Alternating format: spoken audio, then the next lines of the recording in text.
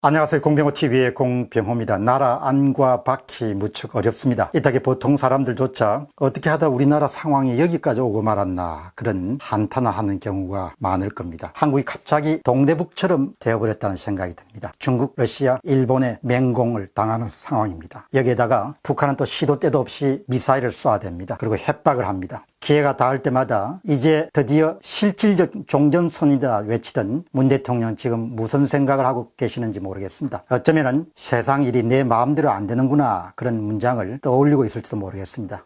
그러나 그 정도 생각에 그쳐서는 안 됩니다. 러시아와 중국이 영공을 침입하고 일본과의 갈등이 극단적인 상황까지 달려가고 북한은 아예 한국을 투명인간처럼 대접하는 그리고 미사일을 쏘아대는 일의 근원과 해결 방법을 생각해야 할 때입니다. 이제 문제의 근원을 생각하고 대책을 마련해야 할 때입니다. 지금 우리는 스스로에게 물어봐야 됩니다. 어디서부터 일이 꼬이기 시작했는가? 어디서부터 잘못됐는가? 무엇을 우리가 잘못했는가? 이런 근본적인 질문을 던지고 그것에 대한 솔직담백한 답을 얻어서 고쳐야 됩니다. 첫째 질문입니다. 현재의 혼란스러움에 대한 근본 원인이 뭐냐? 지엽적인 원인 말고 근본 원인이 뭐냐? 복잡한 문제 앞에서 허둥대거나 혼란스러워하지 말고 문제를 단순화해 보기 바랍니다. 그러면 해답을 찾을 가능성이 매우 높습니다. 평소에 제가 가져왔던 중요한 믿음은 이렇습니다. 한 개인의 인생사에서도 실용적인 계산이 중요하고 또 이득 같은 것이 남는 것 이런 부분들이 중요하지만 항상 모든 종류의 계산, 판단은 가치라는 토대 위에서 이루어져야 된다. 뚜렷한 가치, 올바른 가치, 건강한 가치라는 기조 위에서 그런 판단이 이루어져야 치명적 실수나 실책을 줄일 수 있다는 것이죠. 꼭 같은 이야기는 국가나 사회에도 그대로 적용될 수 있습니다. 다양한 이해관계를 가진 사람들로 구성되는 국가에서 공유하는 가치만큼 중요한 것은 다야. 공유 가치. 어떤 사회와 국가가 어떤 가치를 공유하느냐. 여러분 여기서 우리 한번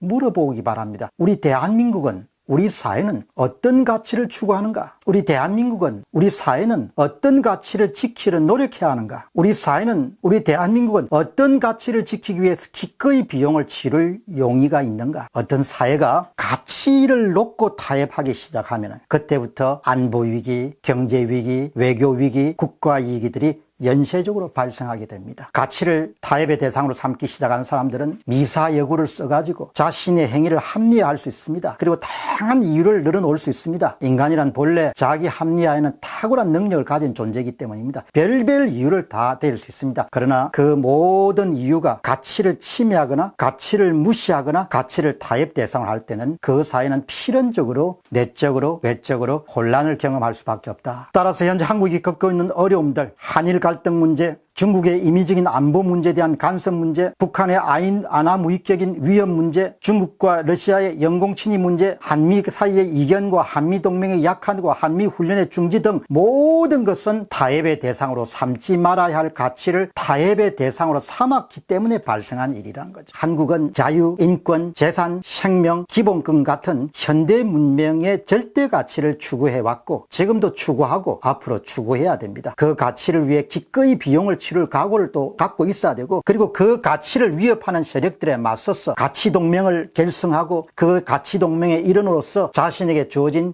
책임과 의무를 다할 수 있을 정도의 용기가 있어야 된다. 필요하다면 피도 흘릴 수가 있어야 된다는 이야기. 맞설 수 있을 때 지킬 수 있는 것이 바로 가치다 이야기. 그 과정에서 설령 경제적인 손실이 발생하더라도 이렇게 우리 자신에게 이야기할 수 있어야 된다. 우리는 우리가 추구하는 가치를 지키기 위해 그런 비용을 기꺼이 치를 각오가 돼 있다. 이렇게 마음을 먹고 행동할 수 있을 때 우리가 추구하는 가치를 지킬 수 있다. 두 번째 질문입니다. 문재인 정부가 끼친 부정적인 영향, 한 걸음 따라서 문재인 정부가 끼친 이 사회에 끼친 해악이 뭐냐. 탈원전, 주 52시간 근무제 이런 모든 종류의 정책들도 경제를 망가뜨리는 데 큰 역할을 했습니다. 그래도 그런 정책들은 부작용이 눈에 띕니다. 장기적으로는 많이 기다려야 하기 때문에 그까지는 눈으로 볼 수 없지만 단기적인 중장기적인 그런 비용들은 다 우리가 알 수가 있죠. 그렇지만 눈에 띄지 않지만 한국 사회의 혼란을 초래한 것은 우리가 지켜야 될 가치를, 절대 가치를 협상의 대상으로 삼은 점입니다. 반인륜적이고 반인권적인 초전체주의자들인 북한의 협조를 얻기 위해 비굴할 정도의 저자세로 일관되게 행동해왔고 초전체주의자들에게 평화를 구걸해 온 거죠. 역사적으로 전체주의자들이 어떻게 평화를 줄 수 있습니까? 그 결과 북한의 무리한 요구는 계속해서 늘어나죠. 단기적인 경제적 손실 때문에 중국의 압력에 당당하게 맞서지 못한 결과 한국의 내정 간섭에 준하는 그런 수준의 양보를 계속적으로 중국이 지금 요구하고 있는 실정입니다. 여기에다 중국은 함부로 다뤄도 될 나라 정도로 한국을 생각하는 것, 자신들의 요구를 관철시키게 수시로 개입할 태세를 갖고 있습니다. 이제 전체주의자들은 대한민국을 투명 국가처럼 여기기 시작했습니다. 마치 앞에 우리가 없는 것처럼 취급하기 시작했습니다. 전 외교부 차관보를 지냈던 이용준 씨는 오랜 외교 관계자의 입장에서 지금 한국 처지를 이렇게 평합니다. 한국에 대한 북방 삼각체제의 군사적 위협에 대해 미국은 무관심할 뿐이다. 단거리 미사일은 미국, 일본의 안보와 무관하니 필요하면 한국 정부와 그간 정성을 바쳐온 중국과 북한과 직접 얘기해서 해결해보라는 식이다. 한국이 처한 안보 상황에 대한 미국의 이런 냉정한 태도는 한국 정부가 선택한 동맹의 배신에 대한 미국의 응답이다. 문화일보 2019년 8월 1자 칼럼입니다. 자, 그러면 이제 상황 분석이 가치에 대해서 절대 타협을 해서는 안 된다. 이게 나왔으면은 질문 세 번째입니다. 우리의 선택은 어떻게 해야 되느냐? 첫째, 우리가 결코 양보할 수 없는 가치를 더욱 선명하게 드러내야 한다. 이것은 바로 우리가 가진 헌법이 추구하는 헌법적 가치다. 그 가치를 통해서 우리는 1948년 이후에 이처럼 번영된 나라를 만들었기 때문에 앞으로도 그 헌법적 가치를 계속 지키려고 노력해야 된다. 둘째, 그 가치를 공유하는 국가들과 더욱 결속력을 강화할 수 있어야 된다. 셋째, 가치 동맹을 맺을 수 있는 주변국은 미국과 일본밖에 없다. 과거사 문제를 갖고 일본과의 문제를 더 이상 정복시켜서는 안 된다. 과거사 문제를 갖고 일본과의 갈등을 더 정복시키는 것은 적대 세력들에게 큰 이득을 안겨다 주는 일이고 궁극적으로 한국의 안보를 위해하는 침해하는 행위인 것을 알아야 된다. 그러니까 우리가 시야가 좀 넓어져야 된다. 넷째, 더 많은 사람들이 한국이 동맹관계를 지속할 수 있는 나라가 미국과 일본임을 다시 한번 각성할 수 있으면 합니다. 그렇다면 과거사 문제를 해결하는데 팔을 긋고 우리가 나서지 않을 이유가 없는 거죠. 절대로 가치를 타협의 대상으로 삼아서는 안 된다. 이 점을 여러분들에게 강조드리고 싶습니다. 마침내 8월 2일 날 일본 가기가 화이트리스트에서 한국을 배제하기로 결정했습니다. 마지막까지 일본이 그렇게 강경한 조치를 취하겠느냐 의문을 가진 분들도 계셨지만 그만큼 아마 일본이 이번 사안을 심각하게 보고 있구나 그런 생각을 하게 됩니다. 현재를 기준으로 보면 여당의 내부 문건처럼 일본반 화이트리스트 제외는 내년 선거에 여당에게 호재로 작용할 수 있는 것처럼 보이게 됩니다. 지지층들을 결집하고 또 반일 감정을 통해서 많은 사람들을 끌어들일 수 있는 그런 효과가 있다 이렇게 생각하지만 이 같은 효과를 또 어떻게 앞으로 상황이 바뀔지를 100% 장담을 할 수가 없습니다. 이번에 화이트리스트 배제하는 것은 전쟁으로 치면은 1차 방어선이 무너진 것을 뜻합니다. 이제 앞으로 2차, 3차 방어선이 어디까지 확장될지는 현재로는 확신할 수가 없습니다. 이제 한국인에게 남은 것은 호미로 막을 것을 가래로 막는가 아니면은 트랙트를 동원해야 되는가 이런 문제가 되지 않겠냐 생각합니다. 첫 번째 질문입니다. 미련한 자들의 좁은 소견입니다. 현재 집권하고 있는 사람들은 정부 개입주의적 시각이 굉장히 강합니다. 그래서 정부 개입주의자들이다 이렇게 봐도 됩니다. 그들이 시장에 대해서 갖고 있는 것은 시장에 대한 통제감에 대해서 강한 믿음을 가진 사람들입니다. 예를 들어 화이트리스트 배제가 되면은 1200여 개 가운데서 대일 수입 의존도가 높은 몇 개의 품목이 있을 것이고 그 품목의 수출 규제로 인해서 어느 정도의 피해가 발생할 것이다. 이렇게 예상 가능한 피해를 아마 계산해낼 수 있을 것입니다. 그러니까 이와 같은 A란 품목이 수출이 금지됐을 때 혹은 수출이 지체됐을 때 얼마 정도의 손실을 볼 것이다. 이것은 직접 효과에 해당하는 것이죠. 그러나 간접 효과, 다시 이야기하면 한국이 믿을 수 없는 나라는 화이트리스트에 배제됨으로 인해 가지고 발생할 수 있는 간접 효과를 우리가 주목해야 됩니다. 일본이 한국을 화이트리스트에서 제외함으로써 발생할 수 있는 선언 효과, 영어로 어나운스 이펙트라고 부릅니다. 선언 효과가 얼마나 클지 지금으로선 정확하게 측정할 수는 없습니다. 그러나 그런 선언 효과로 인한 문제점을 한 번 정도 점검해 볼 필요가 있다는 것이죠. 오늘 이 시간의 목표가 바로 선언 효과에 관한 부분입니다. 선언 효과는 경제정책이나 경제 예측이 발표되면은 그것이 경제 주체의 심리에 영향을 줘서 실물 경제가 변화하기 전에 각 주체의 행동이 변하는 효과를 말합니다. 그런데 이것은 반드시 실물 경제뿐만 아니고 어떤 정책이 발표돼서 경제 주체들에게 심리에 영향을 미치고 그 심리에 미친 영향이 그 주체의 행동을 바꾸어서 전혀 예상하지 못한 그런 결과를 낳을 수 있다. 이런 모든 것을 합쳐서 선언효과다, 그렇게 보시면 좋겠습니다. 현재 집권층들은 선언효과가 어디로 어떻게 퍼져나갈지에 대한 부분들이 조금 등한히하는 그런 경향이 가지고 있습니다. 예를 들면 대체로 이제 정부 개입주적 시각이 강한 사람은 A 정책을 실시하게 되면은 갑이란 효과가 발생한다, 그렇게 믿죠. 그런데 A란 정책을 실시했을 때 갑이란 효과 외에 그 밖에 많은 종류의 다른 부작용이 발생하는 부분에 대해서는 별로 개의치 않습니다. 예를 들면 이번 정부 들어가가지고 대학 강사들을 보호하기 위해서 강사보호법을 만들어 놓으니까 강사를 보호하는 것을 그치지 않고 대량 해고가 발생해가지고 오히려 강사들을 어렵게 하는 상황이 발생했습니다. 이렇게 전혀 처음에 가늠하지 못했던 부작용 같은 것을 정책을 만들 때 고려하지 못하는 겁니다. 소득주도 성장론도 마찬가지죠. 소득주도 성장을 주장했던 사람들은 그냥 그 정책을 통해 가지고 임금 인상 효과가 발생한 사람들만 관심을 가졌지, 그것이 자영업자와 중소기업에 엄청난 타격을 줘가지고 고용을 감소시키고 생산 기반 자체를 와해시키는 그런 부분까지는 예상을 못한 것이죠. 그러니까 이번도 마찬가지입니다. 이번도 화이트리스트에 한국에 배제가 됐다. 그럼 1200여 개 정도의 전략 품목을 수입하는 회사만 영향을 받는다, 이 정도 수준에 머물러 있지, 그 외에 전혀 예상하지 못한 간접 효과에 대한 그런 고려가 없기 때문에 이번에 문재인 정부가 이렇게 용감하고 담대하게 일본에게 맞설 수 있지 않겠냐, 그런 생각을 하게 됩니다. 질문 두 번째입니다. 경제위기 발생 가능성이라는 부분들은 간접 효과에 대한 관심을 가지면 충분히 예상할 수 있는 부분입니다. 일본의 수출 규제라는 예상치 못한 돌발 사건이 터지기 전에 한국 경제는 속절없이 추락하고 있었습니다.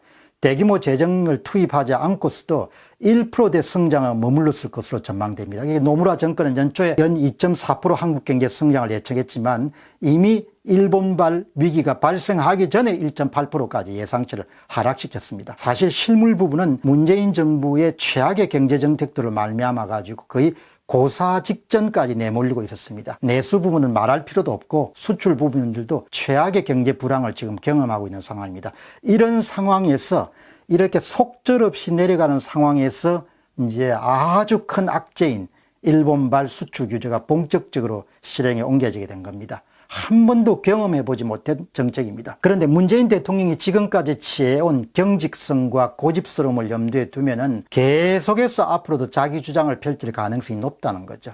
여기에다가 일본 정부의 거듭되는 요청에도 불구하고 화이트리스트 배제에 맞서 가장 위험스러운 행동은 한국 내 일본 기업들의 자산을 법원 명령에 따라 처분에 들어가는 겁니다. 이런 경우가 발생하면은 아마 일본은 우선적으로 한국으로부터 일본 금융자본 철수를 단행할 겁니다. 현재 일본의 주요 은행들의 기업 대출은 18조 원, 주식 채권 시장 투자액은 약 12조 원 정도로 예상됩니다. 총 한 30조 원 정도로 추산이 되는데, 그러나 예를 들면 대부 업계에 진출해 있는 그런 돈 같은 걸 다 합치게 되면 어떤 전문가들은 69조 원, 최고 586억 달러까지 예상하는 경우가 있습니다. 69조 원까지. 그러니까 일부 철없는 금융당국자들은 고위급이죠. 일본 자금이 빠져나가도 문제가 없다, 이렇게 큰 소리를 칩니다. 그럼 정말 어리석은 일이죠. 하나를 알고 두 개를 모르는 주장입니다. 왜 그런가 하니까 일본 자금의 한국 탈출은 이유 여하를 불문하고 자본시장에서 한국으로부터의 자본 탈출을 부추길 수가 있습니다. 국제 자본시장에서 일본 금융기관들은 한국 기업들과 한국의 사정을 가장 잘 알고 있는 그런 집단으로 통합니다. 외환위기 당시에도 일본 자금 탈출이 다른 선진국 자금이 탈출하는 데 일종의 신호탄 역할을 했거든요. 그래서 금융위기에 대한 부분을 굉장히 주의 깊게 봐야 된다는 것이죠. 또 하나 이제 일본발 위기가 가져올 수 있는 또 하나의 충격은, 예를 들면 국제 신용평가 회사들이 전반적으로 지금 기업 성과 부족으로 어려움을 겪고 있는 그런 요주의 대상인 한국 기업들이 일본발 수출 규제가 시행이 되면은 한국 기업들의 신용도를 대거 하락시킬 가능성이 높죠. 이미 기업 성적들이 계속 하락하고 있었기 때문에 주의 깊게 지금 관찰 대상이 되는 한국의 간판급 기업들이 많을 거라고요. 그러면은 그 기업들이 개별 기업 사정에 관계없이 일본발 수출 규제로 인해서 무더기로 신용도 하락을 맞을 가능성이 있죠. 여기에다가 이제 미국 연방은행이 금리 인하를 지금 시도를 했습니다. 금리 인하를 시도한다는 것은 달러화를 약세로 가져가겠다는 그런 의도를 내포하고 있죠. 그러면은 다른 선진국의 모든 그런 중앙은행들이 경쟁적으로 금리를 낮출 거란 말이죠. 그러면 모든 그런 나라들이 자국 화폐의 가치를 떨어뜨리는 정책을 실시할 거란 이야기입니다. 그러면 이제 우리나라가 별다른 그런 원화 가치를 조정할 수 있는 그런 여력이 없는 상태에서 엔화 가치가 떨어지고 달러화 가치가 떨어지게 되면 한국의 원화 가치가 상대적으로 고평가를 받을 가능성이 높은 거죠. 그러면 그렇지 않아도 한국의 수출 시장이 흔들흔들하는 그런 상황 속에서 예를 들면 엔저가 이 한국에 덮쳤다. 그렇게 생각하면은 정말 한국 기업들은 수출 시장에서 엄청난 타격을 받게 되죠. 제가 예전에 한번 말씀드렸다시피 지금까지 한국의 모든 위기는 엔저하고 같이 왔거든요.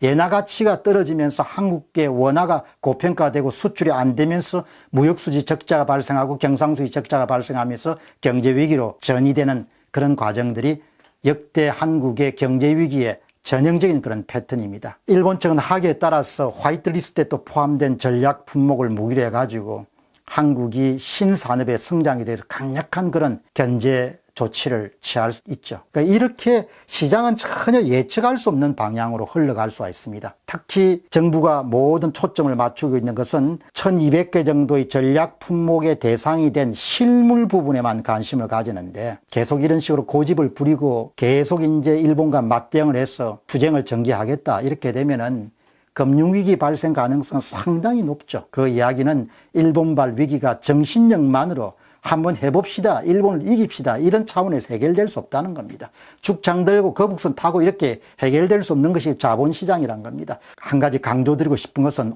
온통 지금 관심이 화이트리스트에 포함되어 있는 실물 부분에만 모아지지만 더 무서운 것은 금융위기로 한국을 내몰 수 있다는 점입니다. 외환위기 때 한국은 상대적으로 실물 부분이 굉장히 건실했습니다. 그러나 금융위기로 좌절을 맛보았죠.